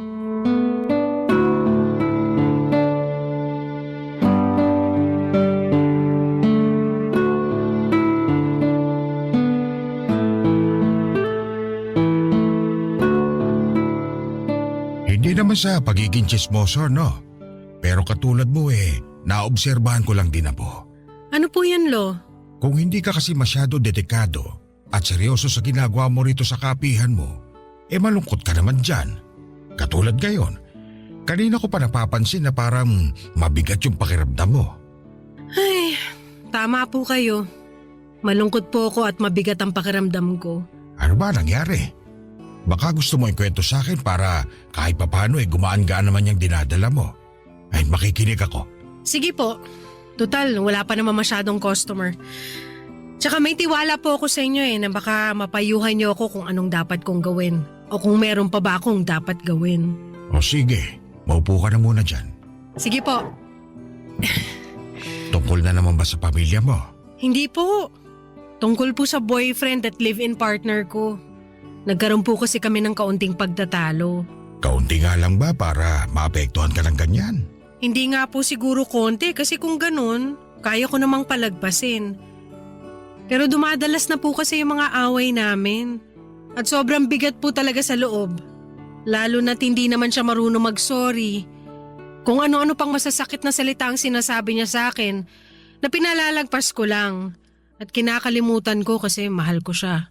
Ay nako, nalinti ka na. Bakit po? Kasi hindi ganyan yung pagmamahal na alam ko. Oo, hindi tayo perpektong tao at nakakapagsalita tayo na masasakit sa kapwa natin. Pero hindi pa rin yung dahilan para tangkilikin natin ang paulit-ulit yung ganong klase ng isipin dahil nakakasakit tayo ng damdamin. At mas doble o triple pa nga yung sakit pag galing yun sa mga mahal natin sa buhay. Alam ko naman pong may ganong ugali yung boyfriend ko Kaya nga paulit-ulit ko na siyang kinausap tungkol doon. Pero mas lalo siyang nagagalit. Sinasabihan niya akong balad sibuyas at madamdamin kaya yun na yung palagi kong naiisip. Naiisip na baka sa'yo ang mali. Ganun na nga po. Mahirap yan kasi para ka niya minanipula. Sigurado ka ba talagang mahal mo siya? Opo. Siya ba? Mahal ka? Sabi niya, mahal niya ako. Tsaka mabait naman po siya kapag hindi lang mainit yung ulo niya. Ang totoong mabait mabait kahit na mainit pa rin yung ulo. Yun bang kaya niyang kontrolin yung emosyon niya para hindi siya magalit o makapagsalita na masasakit? Lalo na sa'yo na nobya niya. Ewan ko ha, pero nakakalungkot lang kung ganyan ka tratuhin ng nobyo mo. Para kasing wala na siyang respeto sa'yo. Naisip ko na rin po yan, pero hindi ko naman magawang hiwalayan kaya tinitiis ko na lang. Bakit ginagawa mo yun sa sarili mo? Matagal na po kasi kami. Siguro, nangihinayang lang ako sa ilang taon naming magkasama. Tsaka pag naghiwalay kami, sigurado natatama rin na ako makipagkilala ulit. Kaya hahayaan mo na lang na manatili ka sa ganyang klase ng tao at relasyon. Kung oo, aba, mag-isip-isip ka ulit kung talagang mahal mo lang siya o may kasama na rin pagpapakatanga yung pagmamahal mong yan sa kanya. Baka isipin mo ulit ng 1,000 beses kung ganyang klase ng lalaki ba yung gusto mong makasama habang buhay at maging tatay ng mga anak nyo. May kasabihan nga na hindi mapipili ng mga anak kung sino magiging tatay nila. Pero kayong mga babae, pwedeng-pwede niyong piliin kung sinong lalaking gusto niyong maging tatay ng mga anak ninyo. Naniniwala ako na ang pagrespeto hindi lang binibigay sa isang tao kapag nasa relasyon kayo. Dapat pareho niyong binibigay yan sa isa't isa. At kapag respeto na yung nawala, ibang usapan na yan. Papa Dudut, aaminin kong gumaan ang loob ko matapos naming makapag-usap ni Lolo Roy. Hindi ko na nga lang namalayan na naiyak na ako sa labis na lungkot at frustration na bitbit ko sa personal kong buhay. Alam ko na dapat isinantabi ko yon, lalo at nagtatrabaho ako, pero buti na lamang at hindi ako hinusgahan ni Lolo. Nagkataon na kaunti pa lang ang tao noon sa coffee shop kaya nabigyan kami ng pagkakataon na makapag-usap. Pagkatapos akong alukin ni Lolo Roy matapos niya akong aluhin ni Lolo Roy ay siya namang pagdating ni Lola Darcy at dagsa ng ibang mga customers. Kahit nakakapagod itaguyod ang negosyo ko ay masayang-masaya naman ang puso ko. Kapag nasa coffee shop ako ay at abala sa aking sarili sa paggawa ng kape at pag-aasikaso ng mga customers, pakiramdam ko ay buong-buo ang aking pagkatao. At kahit na minsan hindi pare-pareho ang kita sa araw-araw, ay walang kaso yon dahil meron talagang araw na matumal at araw na malakas. Sa huli kumikita pa rin ang shop at nakakaraos kami.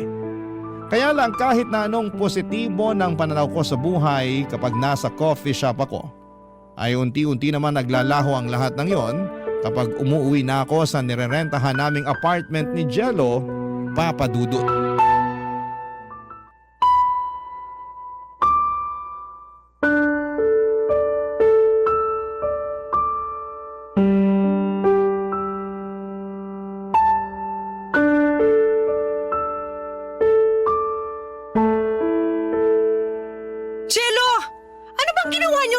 Barkada mo?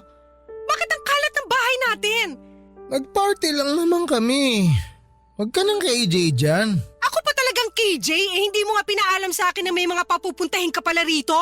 3 lang naman sila. Pang-4 ako. Tsaka ayos lang naman sa may-ari na magpapasok tayo ng bisita dito, di ba?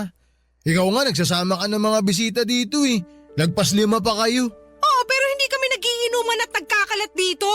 Nag-party nga kasi kami. May party ba na hindi makalat? Wala ka na ngang trabaho, nakuha mo pa mag-party? Uy, nakakainsulto yun ha. Ano, pag walang trabaho, hindi na pwedeng maging masaya? Hindi naman sa ganun pero… Okay, sige. Magsabi ka ng totoo. Anong pinambili mo ng mga ininom nyo? Sila na bumili ng mga kakainin tsaka iinumin eh. Sagot ko na raw yung venue. At dito pa talaga sa bahay natin? Bakit ba ang init-init ng ulo mo? Wala naman kaming ginawang masama dito sa bahay ah. Hindi pa ba masama yung sangdamakmak na kalat na iniwan nyo sa sala at kusina? May nag-iwan pa na bukas na gripo dun sa banyo kaya umaapaw na yung tubig. Diba? Pinag-usapan natin na magtitipid na tayo ng konsumo kasi ang taas ng bills natin. Umuo ka tapos hinayaan mo lang yung barkada mo na mag-aksaya ng tubig. O baka naman ikaw yung nakaiwan na bukas yung gripa sa banyo. Aminin mo na! Hoy, maghinay-hinay ka sa pagbibintang sa akin ha. Hindi totoo yan. Nanggaling na rin sa'yo na pinag-usapan na natin na magtitipid tayo. Hindi ako bobo. Kaya bakit ako magkakasaya ng tubig? Ewan ko na talaga sa'yo! Sumusobra ka na sa mga pinaggagawa mo na ikaw lang ang nagdedesisyon! Sino na lang ba ako sa pamamahay na to? Ikaw naman, kailangan mo pa ba talagang tanungin kung sino ka? Ikaw ang girlfriend ko. Ikaw ang kasiyahan ko. Mahal na mahal kita. Halika nga, paalik nga ako. Huh? Layon mo nga ako! Ang baho mo! Huwag mo akong halikan! Bakit mo ako sinampal?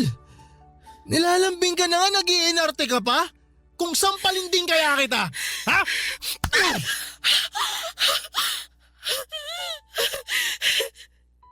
Kapal na mukha mo!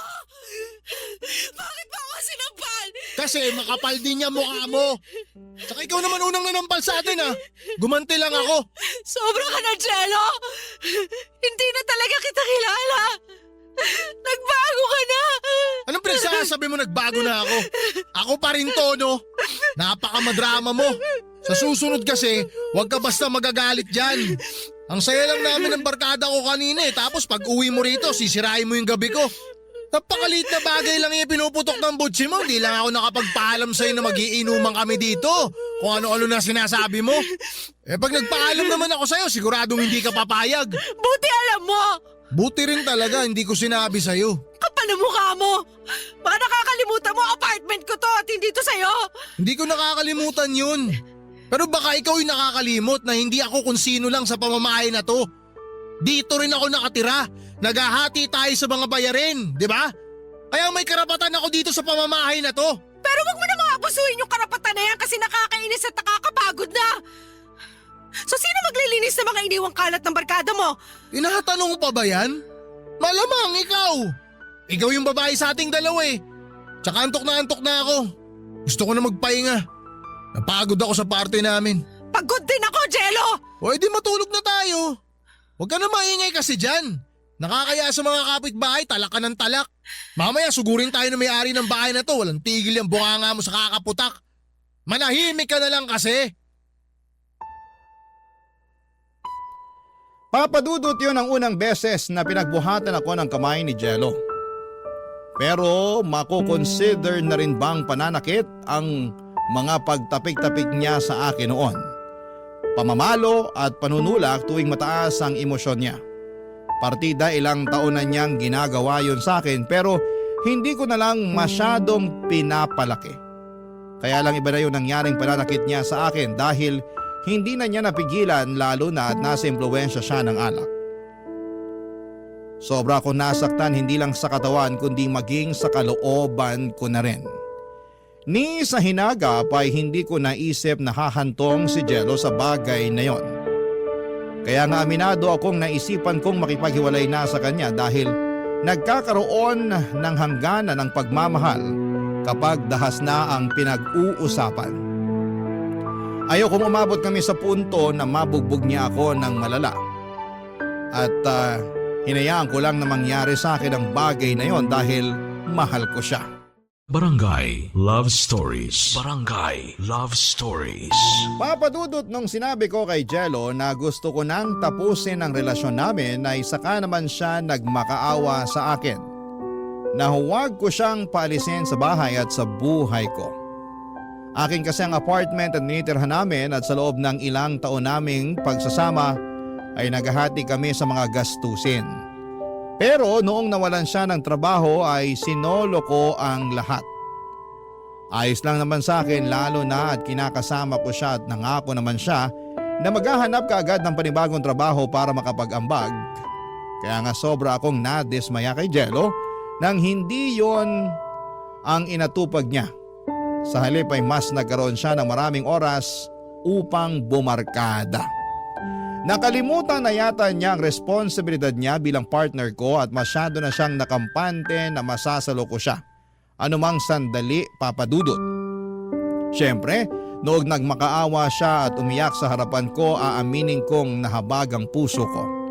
At di kinaya ng konsensya ko na ipagtabuyan siya.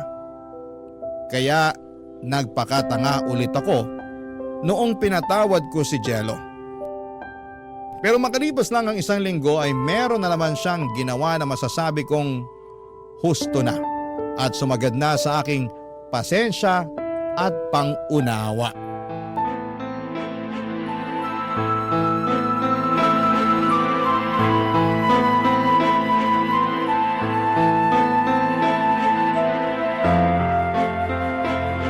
Hayop ka, Jello! Pinagkatiwalaan kita pero ninakawan mo lang ako! Tapos anong ginawa mo sa perang ninakaw mo sa akin? Pinagbabae mo! Napakasama mong tao! Vern, pasensya ka na. Nadala lang ako ng emosyon ko. Naudyokan ako ng mga baliw na barkada ko eh. Siguro nga may kasalanan sila pero nasa iyo pa rin naman yung desisyon at kusa sa mga bagay na ginawa mo. Kaya nga, pasensya ka na talaga. Nagkamali ako. Masyado ako naging gago, sorry. Buti alam mo. Pero sa tingin mo may magagawa pa yung paghingi mo ng pasensya? Tiwala akong sinira mo. Ninakawan mo ako tapos ng babae ka pa? Ang kapal na mukha mo! Alam mo ba kung gaano kasakit yon? Kasi kung hindi pa sasabihin ko sa'yo, ang sakit-sakit! Sobrang sakit! Napakasama mo! Hindi ko naman mahal yung babaeng yun eh. Ikaw yung mahal ko. Sa tingin mo maniniwala pa ako sa'yo? Kung mahal mo ako, hindi mo ako gagawa ng masama! Grabe ka naman magsalita. Alam mo sa tono mo para ako nakapatay ng tao ah. Huwag mo naman akong ganyanin. Aba, hindi mo na kailangan pumatay ng tao kasi sobra-sobra pa dun yung ginawa mo sa akin. Ipapaalala ko lang sa'yo ha, na ninakawan mo ko tapos pinambabae mo. Pero isang beses ko lang ginawa yun. Tsaka di naman ganun kalaki yung perang kinuha ko sa'yo ah. Anong hindi malaki? 10,000 yun. Hayaan mo, babayaran na lang kita pag nagkatrabaho ako. Bayaran mo talaga ako kasi ipapakulong kita. Vern naman, huwag mo naman gawin sa akin to. Hindi na natin kailangan umabot sa ganun. Magbabayad naman ako eh. Pangako yan. Isipin mo na lang na hiniram ko muna yung pera sa'yo. Iisipin kong hiniram mo? Para ipambabae mo? Ganon? Vern, hirap mo naman kausap eh. Wala ka na talagang hiya, no? Kasi kung meron hindi ka ganyan mag-isip at magsalita. Lumalabas sa parang sa ating dalawa, ikaw pa yung biktima? Ikaw na nga yung nagloko. Bakit? Dahil desperado ka na kasi wala kang trabaho. Kaya wala kang pinagkukunan ng pera. Di ba? Oo, sige, desperado na akong desperado. O tapos ikaw ano? Sobrang nagpaka-busy ka dyan sa pesting negosyo mo. Kaya nawalan ka na ng oras sa akin. Anong sinabi mo? O ngayon magugulat ka. Nagsasabi lang ako ng totoo. Akala ko ba mahal mo ko? Mahal kita. Pero paano naman ako? May mga pangangailangan din ako bilang lalaki. Kaya hinanap mo sa iba, ganun ba? Oo, pero nagsisisi na ako.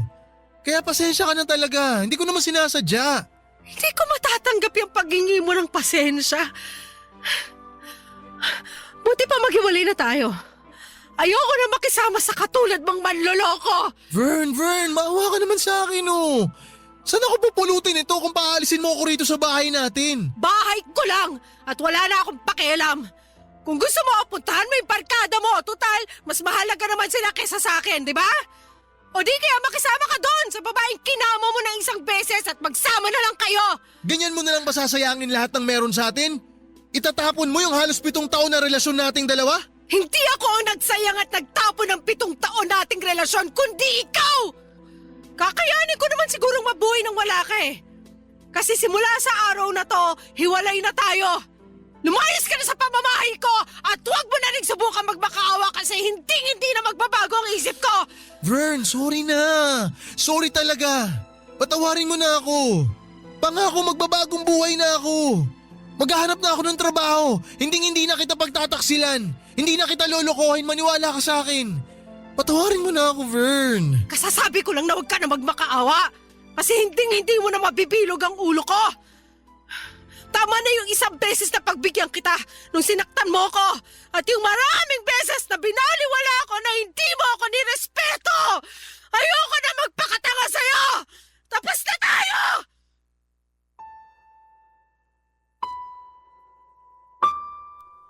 Papadudot pinalayas ko na si Jello sa apartment ko at hindi na ako naawa sa kanya. Hindi niyo ako masisisi lalo at mas nanaig na sa akin ang matinding galit. Pasalamat nga siya kasi hindi ko na siya pinakulong. Pakonsuelo ko na lamang yon sa kanya lalo at wala naman siyang trabaho at pangpiyansa. Pero sobrang sakit sa puso at sama ng loob ang ginawa ni Jello nang mambabae pa siya. Napakakapal ng pagmumukha niya. Nangako siya sa akin na babayaran ng 10,000 na kinuha niya sa akin kaya hinayaan ko na lamang siya. Dahil sa breakup namin ay ilang araw din akong hindi pumunta sa coffee shop. Bali mga tauhan ko lamang ang nandoon at lagi nila sa aking binabalita na hinahanap daw ako nina Lolo Roy at Lola Darcy. Nag-aalala yata sa akin kaya nag-decide na akong pumasok at magbalik trabaho. Masaya naman ako at nalilibang sa ginagawa ko sa shop namin, Papa Dudut. Nakakalimutan ko ang problema pero bumabalik naman kapag umuwi ako sa aming apartment. Dahil naaalala ko ang mga panahong magkasama kami doon ni Jello. Pero alam kong kailangan kong umusad at ituring na biyaya ang paghihiwalay namin. Dahil mabigat dalhin ang ganong klaseng tao sa isang relasyon. Noong pakiramdam ko ay unti-unti na akong nakakausad ay meron namang nangyari. 5 araw ding hindi bumisita sa coffee shop si Lolo Roy at noong ika-6 na araw ay nakita ko siya na pumasok sa pintuan namin kaya masayang-masaya ko.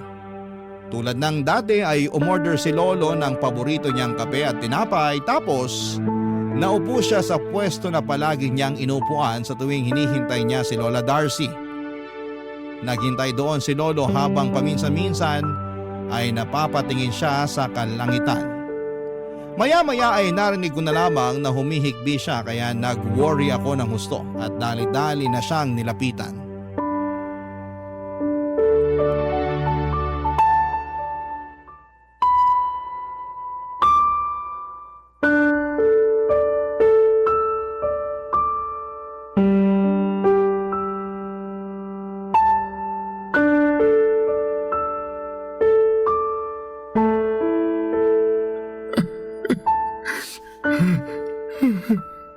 Lo, bakit po kayo umiiyak? May nangyari po ba? Wala naman. Wala raw pero tingnan nyo oh. Ayaw tumigil ng luha nyo. Kaya nga pinupunasan ko na lang. Ay, hindi ko po kayo pipiliting magkwento. Pero nag-aalala ako sa inyo. Tsaka ang totoo niyan, Lo, ilang araw ko na rin kayong inabangan ni Lola Darcy na bumisita, tumambay dito sa shop ko. Tapos nung hindi kayo nakapunta, nalungkot ako. Napalapit na rin kasi kayo sa akin eh. Para ko na kayong lolo at lola kaya nga nung pumunta kayo ngayong araw, masayang-masaya na ako. Kaya lang nakita ko naman kayong umiiyak. Hindi ko lang mapigilan. Kahit naman lalaki umiiyak din, lalo kapag nasasaktan. Oo naman po. Tao lang din tayo eh. Pero lalo lang po ako nag-aalala sa nangyayari sa inyo. Pasensya ka na pero huwag ka nang mag-alala. Magiging maayos din naman ako eh. Kailangan ko lang ilabas tong nararamdaman ko. Buti nga na kaya ko na lumabas ng bahay namin para pumunta rito sa coffee shop mo. Baka po gumaan yung nararamdaman nyo pag dumating na si Lola Darcy. Siya lang kasi yung nakakapagpatawa sa inyo ng gusto eh. Oo, siya lang nga. Pero hindi na siya makakarating, Apo. Ah? Bakit hindi po siya makakarating, Lo? Kasi wala na siya. Pumanaw ng pinakamamahal kong si Darcy. Wala na si Lola? Yun din yung dahilan kaya ilang araw din ako hindi nakapunta rito. Wala akong lakas para lumabas ng bahay namin simula nung nalaman kong wala na si Darcy.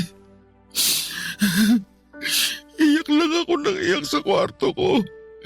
Kaya alalang-alala sa akin yung apo ko. Pero wala naman akong magagawa. Hindi ko naman siya maaagaw pa sa kamatayan kung oras na rin niya talaga. Nabigla naman po ako sa binalita niyo. Pasensya na po, Lo. Okay lang. Parang ang bilis naman po nang nangyari. Parang ayaw po tanggapin ng utak ko na hindi ko na makikita si Lola. Medyo kinilabutan din ako. Hindi rin ako makapaniwala, pero marupok ang buhay ng tao. At ayoko namang questionin yun, lalo na alam kong nasa dapit hapon na rin ako ng buhay ko. Ano pong ibig niyong sabihin? Na anumang sandali, baka mawala na rin ako sa mundo. Huwag naman po muna, Lo. Wala na nga si Lola tapos pati kayo iiwan na rin ako. Hindi ko lang masabi kung ano ang pwedeng mangyari. Matagal na rin naman akong nabuhay sa mundong ito. At masasabi ko na kahit paano, nasulit ko naman. Malungkot lang talaga mabuhay kapag wala na yung taong mahal mo. Pero nandyan pa po yung apo niyo tsaka ibang pamilya na nagmamahal sa inyo. Pati ako nandito pa. Sabi ko nga para ko na kayong lolo at lola ni Lola Darcy, di ba? Malaki yung naitulong niyo sa akin. Lalo na kapag pinapayuhan niyo ko. Hindi ko nararamdaman na wala akong pamilya na nagmamahal sa akin dahil nandyan kayo. Alam ko na hindi natin hawak yung buhay pero sana piliin niyo pa rin mabuhay. Tatandaan ko yung sinabi mo. Salamat kasi gumaan kahit papaano yung loob ko. Mamimiss ko lang lalo talaga si Darcy. Wala na akong kakwentuhan at kaasaran pag nagkakapirito. Mamimiss ko rin po si Lola. At sana kung nasan man siya ngayon, masaya na siya at payapa ang puso niya. Yan din yung paulit-ulit kong hiling sa Diyos. At kahit na kinuha niya na sa akin si Darcy, nagpapasalamat pa rin ako sa kanya. Kasi binigyan niya kami ng pagkakataon na magkitang muli. Ay, pwede ba akong makisuyo sa'yo, Apo? Ano po yun? Pwede mo ba akong igawa ng paboritong kape ng Lola Darcy mo? Para kunwari, kasama ko pa rin siya ngayon na nagkakape. Kahit na alam kong wala na siya at hindi na babalik pa.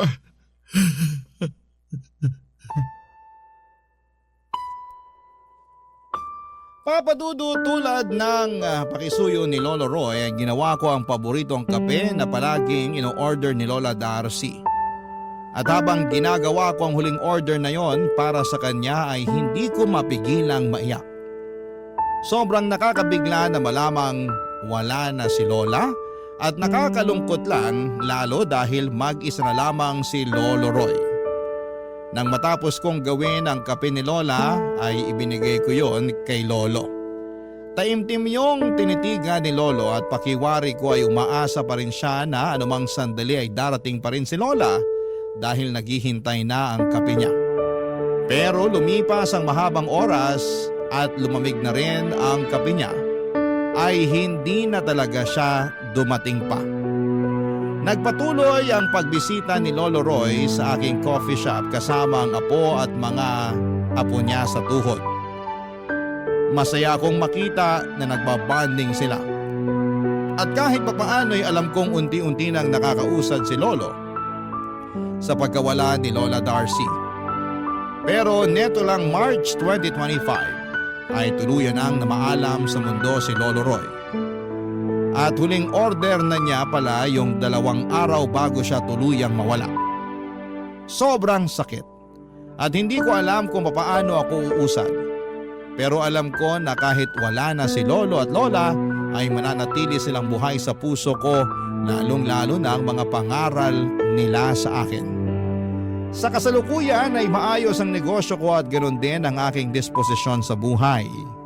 Malaki din po ang naitutulong sa akin ang programa ninyong Barangay Love Stories upang malibang ako kaya nag-decide ako na magpadala ng sulat sa inyong istasyon. Sana po ay maraming natuwa sa kwentong ibinahagi ko. Hanggang dito na lamang po ang sulat ko, Papa Dudut, at maraming salamat kung sakaling mapili niyo po itong i-ere. God bless and more power sa Barangay Love Stories. Ang inyong forever kapuso at ka-barangay, Vern.